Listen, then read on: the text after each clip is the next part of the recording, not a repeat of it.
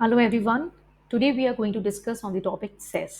आज के सेशन में सेस के बारे में डिस्कस करेंगे। कंटेंट हिंदी और इंग्लिश दोनों मीडियम में आपको अवेलेबल होगा। हमने इनकम टैक्स में हम एजुकेशन सेस और सेकेंडरी हायर एजुकेशन सेस लगाते थे, फिर अभी हम हेल्थ एंड एजुकेशन सेस लगा रहे हैं। लेकिन कॉन्सेप्चुअल अंडरस्टैंडिंग होना बहुत इंपॉर्टेंट है ताकि आपके अंदर एक और कॉन्फिडेंस आ जाए कि भाई हाँ, इस टॉपिक के बारे में मुझे नॉलेज है और ये मैं जो एग्जीक्यूट कर रहा हूँ या कर रही हूँ वो 100% करेक्ट है। ठीक है, तो आज एक ब्रीफ सेशन रहेगा। हम वहाँ पे एसेस के बारे में अंडरस्टैंड करेंगे। तो सेस एक तरीके से टैक्स के ऊपर टैक्स लगता है, जिसे हम एक तरीके से एडिशनल लेवी कह सकते हैं, जो कि हमारी सेंट्रल गवर्नमेंट लगाती है। तो ये बात आपको ध्यान में रखनी है, ये टैक्स के ऊपर टैक्स है, एक एडिशनल लेवी है। और दूसरी बात, ये सेंट्रल गवर्नमेंट लगाती है, ये फंड रेज करती है सेस के थ्रू, ताकि एक स्पेसिफिक पर्पस को मीट कर सके। पहले जैसे एजुकेशन सेस था तो वो एजुकेशन पर्पस के लिए यूज़ होता था। सेकेंडरी हायर एजुकेशन सेस था तो वो सेकेंडरी एंड हायर एजुकेशन के लिए यूज़ होता था। लेकिन at present time we can see there is a health and education cess, जो हेल्थ एंड एजुकेशन सेक्टर के स्पेसिफिक पर्पस के लिए जो है सेस यूज़ होता है। भाई हमने कहीं से इनकम कर लिया, अब ये तो सरकार के लिए इनकम हो गई, आपके ऊपर सेस लगा दिया, टैक्स पेयर्स के ऊपर एसएससीज के ऊपर टैक्स सेस लगा दिया और उनके लिए इनकम हो गई। अब इसका यूज़ कहाँ करेंगे?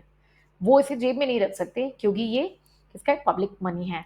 तो इसका यूज़ कहाँ करेंगे? उस पर्टिकुलर स्पेसिफिक पर्पस के लिए। जब वो पर्पस हो जाता है पूरा, तो फिर ये कुछ नया लेके आते हैं या फिर इसे डिसॉल्व कर सकते हैं। Cess is imposed by the government only when there is a need to meet a specific expenditure for the public welfare. Cess is a form of tax and an additional levy by the central government to raise the fund for the specific purpose.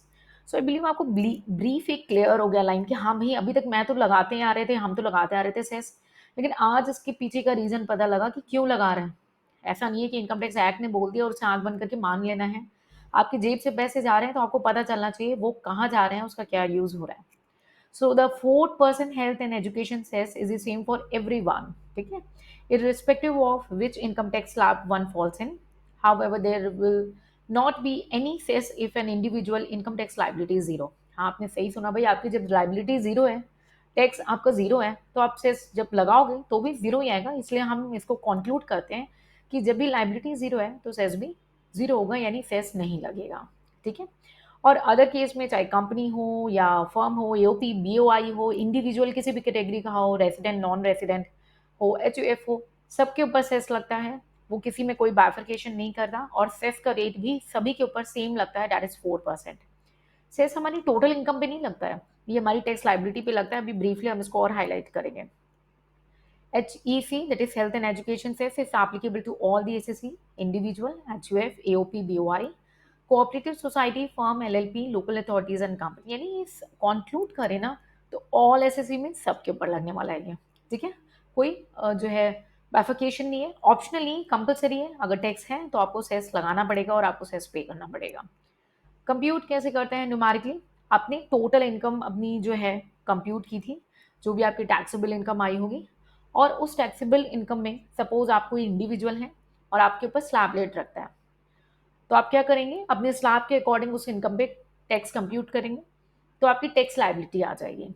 ठीक है, अब उस tax liability के ऊपर अगर surcharge लगता है, surcharge applicable है, तो सरचार्ज लग जाएगा। ठीक है, और उसके बाद लगेगा हमारा हेल्थ एंड एजुकेशन सेस, जो कि 4% है एट प्रेजेंट, और टोटल जो है आपका टैक्स पेबल आ जाएगा। ठीक है, सो टैक्स जो आप हेल्थ एंड एजुकेशन सेस या शॉर्टकट में हम सेस बोले, ये टैक्स के ऊपर लगता है, टैक्स प्लस सरचार्ज के ऊपर लगता है। अगर सरचार्ज एप्लीकेबल है तो ये इनकम के ऊपर नहीं लगता। सबके लिए यूनिफॉर्म रेट है। बजट में अगर कभी चेंजेस आता है तो हम आपको वहाँ पे अपडेट कर देंगे, लेकिन आपको ब्रीफ पता होना चाहिए आप क्या पढ़ रहे हैं, आप क्यों पढ़ रहे हैं, ताकि आपके अंदर कॉन्फिडेंस आ जाए। एक बेसिक बना रहे, आपको इसको मल्टीपल रिवीजन देने की भी ज़रूरत नहीं पड़ेगी, आई बिलीव। तो आई बिलीव आज के सेशन में आपको कुछ वैल्यू एडिशन मिला हो। काफ़ी बेसिक पॉइंट है ये, जहाँ हम ये उम्मीद करते हैं कि आपको पता होना चाहिए। मेरी कोशिश है कि आपको हम सब पता करवा दें, हम आपको एक बेसिक नॉलेज दें, लेकिन जब आप हमसे नॉलेज ये ले लें तो आपकी जो बेस है वो परमानेंटली स्ट्रांग होनी चाहिए। तो कॉन्सेप्ट को क्लियर करें, कोई डाउट है उसे पूछ के क्लियर करें, और इन सेशंस का मैक्सिमम बेनिफिट लें, क्योंकि ये आपके साथ लाइफ टाइम चलने वाला है। ठीक है, so because commerce and accountancy हो या टैक्सेशन की अगर हम इंडिविजुअली बात करें, ये आपके साथ लाइफ टाइम चलती है। ठीक है, so I believe this session help you. So stay connected. We'll see you in the next session to learn something new. Till then, take care. Bye bye and Jai Hind.